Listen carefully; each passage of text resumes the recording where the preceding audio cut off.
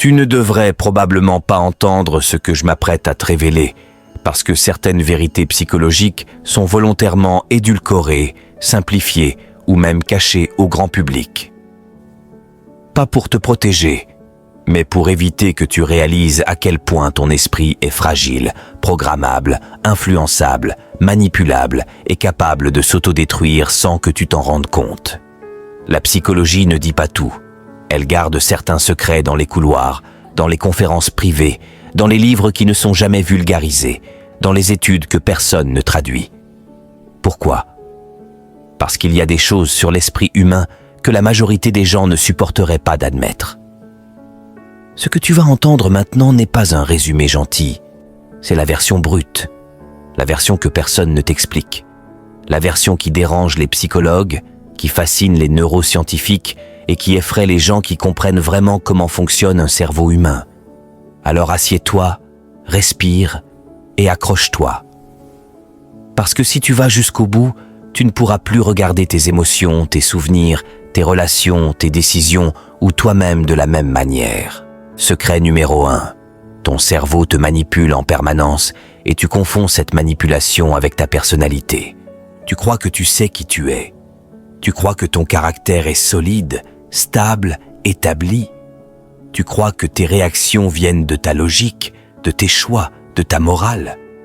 Mais la vérité est beaucoup plus sombre. Ton cerveau utilise des illusions cognitives pour te pousser à agir d'une manière qui l'arrange, pas d'une manière qui te sert réellement. Et ce qui est fou, c'est que plus tu penses te connaître, plus tu t'éloignes de ce que tu es vraiment. Le cerveau adore te créer une version socialement acceptable de toi-même pour éviter que tu paniques devant ta propre complexité. Il te raconte une histoire sur qui tu es et tu l'achètes sans la remettre en question. Ce que tu appelles « moi », c'est peut-être juste une couche de peinture. Secret numéro 2, tu mens constamment à toi-même et tu n'as aucune idée de l'ampleur du mensonge. Pas par mauvaise intention, pas par malhonnêteté, mais parce que ton cerveau a été conçu pour te mentir dès que la vérité risque de te faire souffrir, de t'effrayer ou de remettre en question ce que tu crois depuis trop longtemps. Tu préfères croire que tu es rationnel plutôt que d'admettre que tu prends 90% de tes décisions émotionnellement. Tu préfères croire que tu es lucide plutôt que d'accepter que tes souvenirs sont reconstruits à chaque rappel. Tu préfères croire que tu contrôles ta vie plutôt que d'admettre que tu as passé des années à suivre des schémas créés par tes blessures. Le cerveau n'aime pas la vérité quand elle dérange. Il préfère la stabilité au réalisme, le confort au courage et l'illusion au chaos. Et avant qu'on continue, si ces 2 premiers secrets t'ont déjà secoué, prends 2 secondes pour liker cette vidéo, t'abonner et activer la cloche. Parce que la suite est beaucoup plus sombre. Secret numéro 3. Tu ne vois pas le monde comme il est. Tu vois le monde comme tu es. Chaque personne vit dans son propre univers. Ce n'est pas une métaphore spirituelle, c'est un fait neurologique. Ton cerveau filtre radicalement la réalité pour éviter la surcharge. Sur des millions d'informations par seconde, il n'en garde que quelques centaines, et uniquement celles qui confirment tes croyances, ton identité, tes peurs et tes attentes. C'est pour ça que 2 personnes peuvent regarder la même scène et voir 2 mondes opposés. L'une voit un danger, l'autre voit une opportunité. L'une voit un manque, l'autre voit une possibilité. Et chacune est persuadée de voir la réalité. Mais ce n'est pas la réalité. C'est une projection de ton monde intérieur. Tu n'interagis jamais vraiment avec la vie. Tu interagis avec ta perception de la vie. Et ta perception est biaisée, limitée, émotionnelle et terriblement fragile.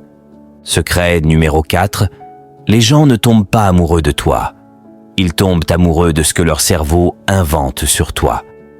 L'attachement n'est pas un choix. L'amour n'est pas rationnel. Ce n'est même pas une émotion claire. C'est un cocktail neurochimique dopé à l'incertitude, au manque, à l'habitude, au besoin d'être validé, à l'écho de ce qu'on a vécu enfant. Ton cerveau projette sur l'autre ce qu'il veut voir, ce qu'il veut ressentir, ce qu'il n'a jamais guéri, ce qu'il espère trouver. La plupart du temps, tu n'aimes pas l'autre. Tu aimes la version de toi que tu deviens grâce à lui. Tu aimes ce qu'il active en toi, ce qu'il t'offre, ce qu'il répare ou ce qu'il détruit. L'amour n'a rien de propre ni de pur.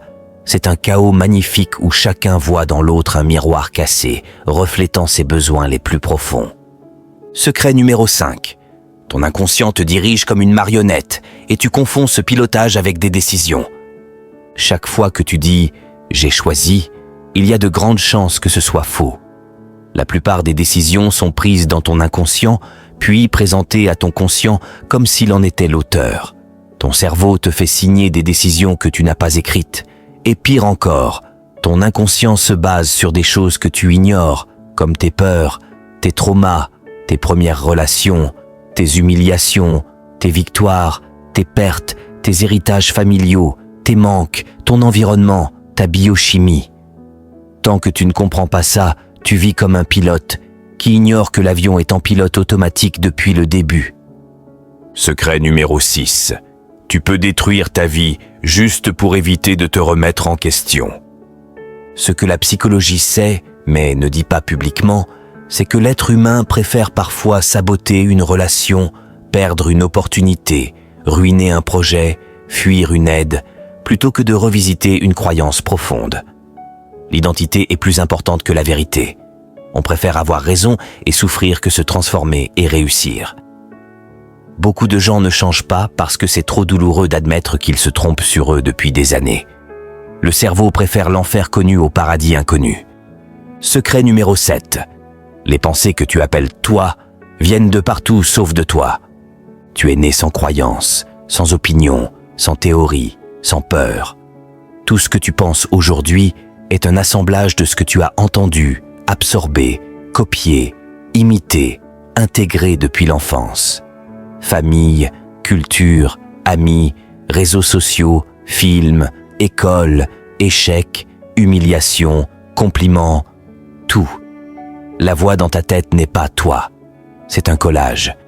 Et la psychologie sait à quel point ce collage peut être manipulé. C'est pour ça que la publicité fonctionne. C'est pour ça que les sectes fonctionnent. C'est pour ça que les politiciens fonctionnent. C'est pour ça que les ex-toxiques fonctionnent. Ta pensée est modulable. Et ça fait de toi un être incroyablement vulnérable. Secret numéro 8. Tu n'as aucune idée de ta vraie puissance parce que ton cerveau la sabote en permanence. Le plus grand paradoxe humain est là. Ton cerveau a plus peur de ta réussite que de ton échec. Quand tu échoues, tu restes dans la zone que ton cerveau connaît. Quand tu réussis, tu deviens quelqu'un de nouveau. Et ça, il déteste. Alors, à chaque fois que tu montes, ton cerveau crée de l'auto-sabotage. Fatigue soudaine, doute, excuses, procrastination, distraction, émotions parasites. Non pas parce que tu n'es pas prêt, mais parce que ton cerveau n'aime pas l'inconnu. Secret numéro 9. Tu n'as jamais rencontré la vraie version de toi-même. La plupart des gens vivent et meurent en ne rencontrant qu'une version limitée d'eux-mêmes.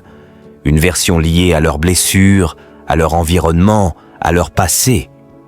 Ce que tu appelles « moi », ce n'est peut-être pas toi. C'est juste la version que ton cerveau a créée pour survivre.